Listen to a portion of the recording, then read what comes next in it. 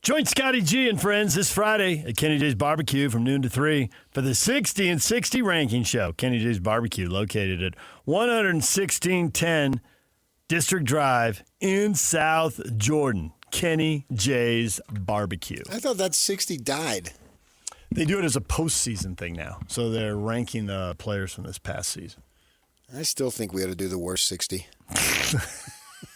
Guys who Bottom redshirted. barrel roster guys. Guys who've been invited to leave the team and transfer to a big sky school. See that transfer portal over there, young man? Got to be known for something. Let's be known for the negative. It's not like I'm not known for that anyway. Hey-o! It is awesome that this is another example of you being more positive than me. Your thing is 50-50 on the Cougars to the Sweet 16. I think a little uphill there. I'd go with 40-60, 35-65. Former player at Utah back in the 80s, a DB, sees me at the gym. Nice guy. Enjoyed talking to him. He comes up to me, man, I got to ask you one question. Okay. He said, what do you think of this Adam Silver thing, finding the Jazz? Yeah. And he says, I was listening to Scott Gerard, and I texted Scotty this so he knows it. He says, and I'm paraphrasing, he says, I disagree with everything of what Scott Gerard says. He says, most of the stuff he says is BS, but he doesn't say BS. Right. He says it. But he said, follow the money on this Adam Silver thing, and I agree 100%. So we got the question up, how much do you think gambling sites, as reports indicate, played a role in Adam Silver finding the Jazz $500,000 for sitting players in the fourth quarter? The phrase "played a role," I can accept that. I We can would see be that so happen. naive to think that that's not the case. Right. And Yeah. I'm not naive. Good. But I'm only going to go with played a role. I still think it's mostly Oklahoma City wants that draft pick.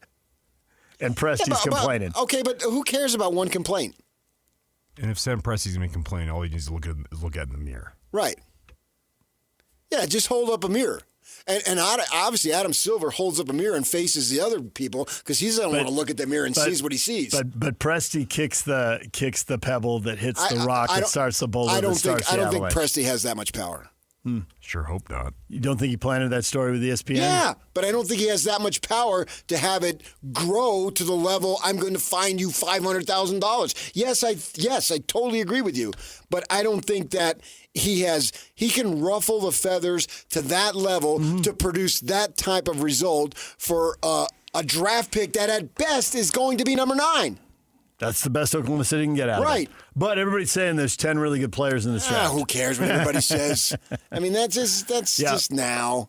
Okay. I mean, you want the pick. Obviously, you want the pick. If for no other reason, you can trade the pick and do something and help your team win now. So I'm not dismissing that. I just think that to go to that level, one guy is upset. No, I don't think it's Adam Silver probably deals with guys upset every single day. Right.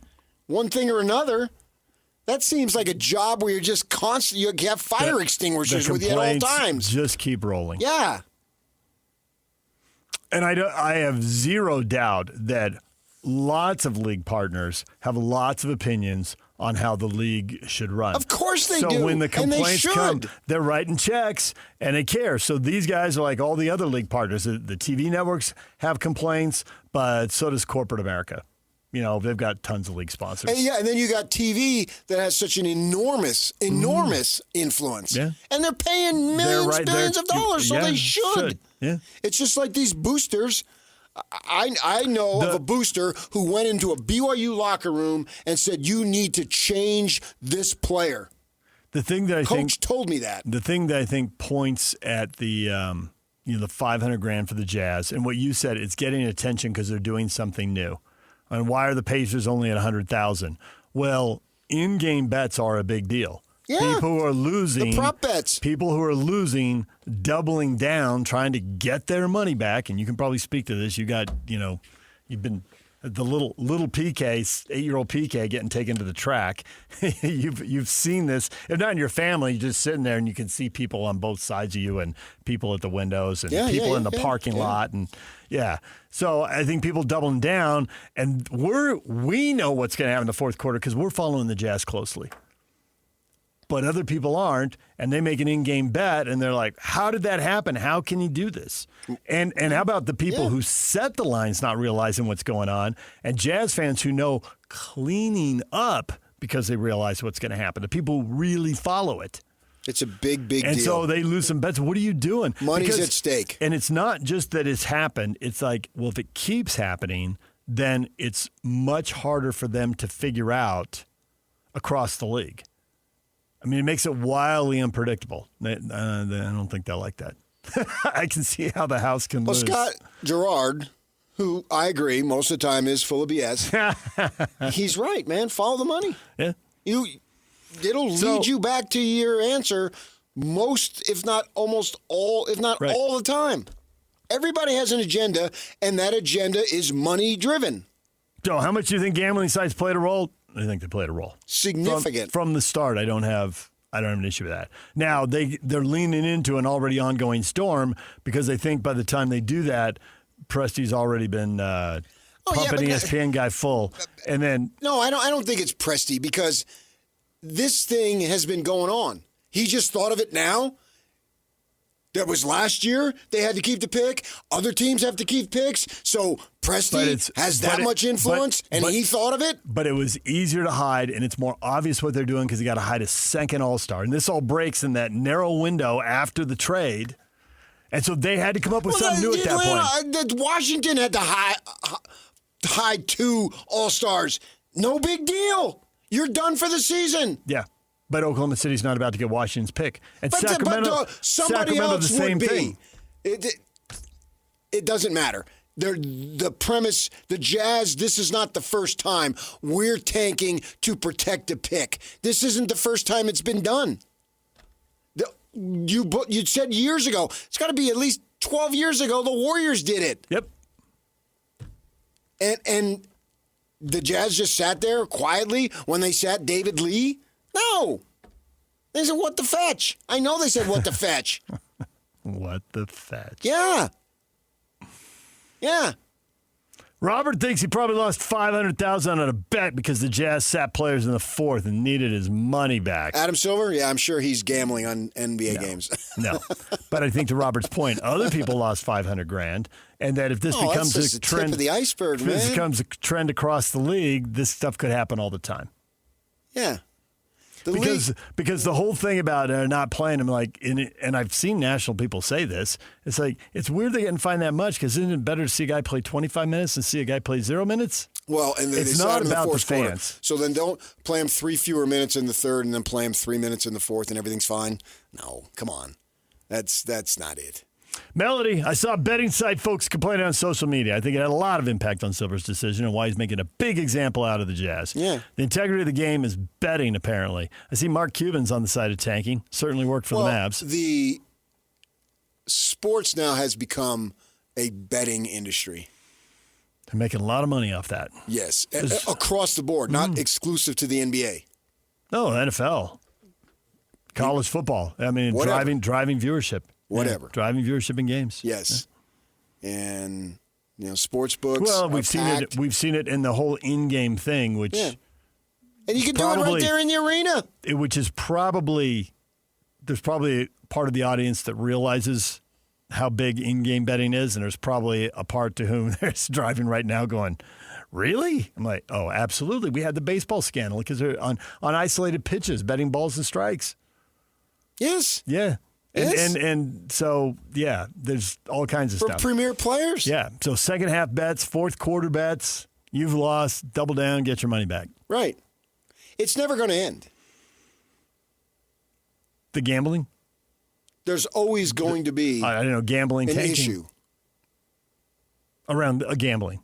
Yeah. Yeah, well, we've got like at least 75 years of evidence. No, Right. we don't. We have more than that. Go back to the Black Sox in the World Series. We got more than 100 years of evidence. Yeah. I was going back to college basketball scandals in the 50s. Yeah. Yeah. It's always going to But be yeah, there. the World Series. And there's no way it started. I mean, that's just a landmark we know about. Right. Yeah, you're always going to have these problems. You're going to try to mitigate them as much as possible, but you're always going to have these issues because it is wildly popular. And then you get people who are desperate. Yeah, my cousin Rocco did time for this very thing. And people laugh when I say Rocco. Well, that's his freaking name. And he really is your cousin. Yes. And he really did do time. Yes. Living the stereotype. Living the joke. But it's no joke when it's you. So be it. Yeah. Yeah. How long was he away for? I How can't. old were you? Teen. Yeah, okay. Yeah. And then I went back. I moved to Arizona, went back as an adult. He comes up to me, gives me a big hug. He says, now, you're here for a couple weeks, whatever it was, during the summer. He says, whatever you need anything, you let me know. And it made me nervous when he said that. Hey, your family. Because I'm one of these guys that sees wrong and then knows, I don't want to do that. So I ran the other way. And I literally don't gamble anything. And I come from a long lineage that is still going on. So when you were at some family reunion, and how many brothers and sisters did your parents have? They're big families? My mother had 9 siblings, so she would be the 10th. And my father had 8. Okay. And so he'd be the 9th. So when you're at whatever family reunion, forever's birthday, anniversary, whatever holiday, and everyone's getting together, you're way over 50 people. You're 100 people. Yeah. Easy. You ever watch The Sopranos when they'd have like a cookout and there'd be all those people? That was the and extended. those were the very your streets we extended grew families. up on. Yeah. Yeah. So it was all there, and I was aware of it. I had my mother worked at City College of New York in the bookstore, and the manager, a guy named Carmine, and people laugh, but that was his name. and it was like a 25-mile drive from where we lived, and they commuted. My mother worked for Carmine, and Carmine's son, Ricky, one morning he was like 17, 18, didn't wake up, overdosed, dead. Wow. And I'm like 14 years old. I've never, ever done drugs. Yeah. Never. But see, those are two stories right there with the gambling and the Yeah. drugs that go to the half joke, but it's true. Don't learn from your mistakes. Yeah. Learn from other people's Yeah. mistakes. And I remember Yeah. the catastrophe and the emotional devastation that was that. And I thought, I'm never going to do that again. And wasn't a choir boy growing up. I'm not saying that. But I never did. Never. But never, that you could avoid. Never. Don't touch Never. the stove. It's hot. No, I had roommates when I went to ASU. I had to move. Oh, my gosh. The guy was running a drug ring. I wondered why, like early in the month, every month, there'd be like 20 people would filter in and out. I figured out. I got out of there at the semester. Cost me money, but I got out of there. Yeah, I just didn't want to be involved with that. And so the gambling, I've seen it, and it's not going to go away, and it's an issue. And I think to an extent, yeah, the Jazz are being made an example of. But, they resume play in a little over 48 hours and keep doing what you're doing. I saw a stat what the Jazz are offensively when Markkanen's on the floor versus when he's off the floor. Lowry, kick your feet up, fall down the I stairs can't at remember. home, do something, and then next year it is go. I can't remember who told me this, but somebody, and it was yesterday, somebody said, I don't think it was immediate people, I think it was somewhere in the public, said the Jazz just have to find an injury for Lowry Markkanen. Yeah. They can't cat and mouse it. There's just got to be something. It's this, and he's done for the year. Oh, was it you? Oh, it was a media person. That was Jake. All right. We were talking yesterday. Not any Sorry. media person, one of the Right media there on the other people. side of the glass. No, Sorry, Jake. No, we were talking yesterday. I'm like, they've got to come up with something. Yeah, that was, just like, Where's Galooly when you need him? quit. Don't ham and egg it. No. No, it's why. Oh, sorry. Why? They have to.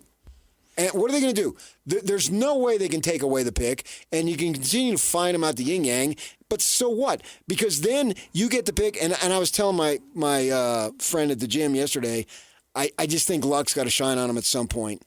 It's got to be their turn. And he said, oh, I remember last year when they got 5th, you were pissed. I said, I was. Absolutely I was. And Although it looks like they got a good player. That wasn't the point at the time. No. The point is to get a great player, right? It worked out, but we didn't know it. But that was like still 5 weeks away, right?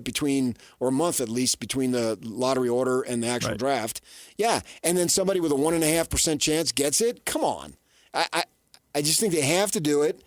It's in their best interest. It may not be in the league's best interest, but so what? It's in their best interest. And then they're off and running. And then you don't have to worry about the Jazz for the next 7, 8, 9, 10 years. And then the Jazz go back to being a model organization like they were under the Millers. DJ and PK, it's 97.5, the KSL Sports Zone. Coming up next, Tim Lacombe, Jazz analyst for SEG Media. We can talk a little bit about tanking with him, and obviously the former BYU assistant basketball coach. We'll talk about tonight's game with Arizona. Stay with us, DJ and PK. It's 97.5, the KSL Sports Zone.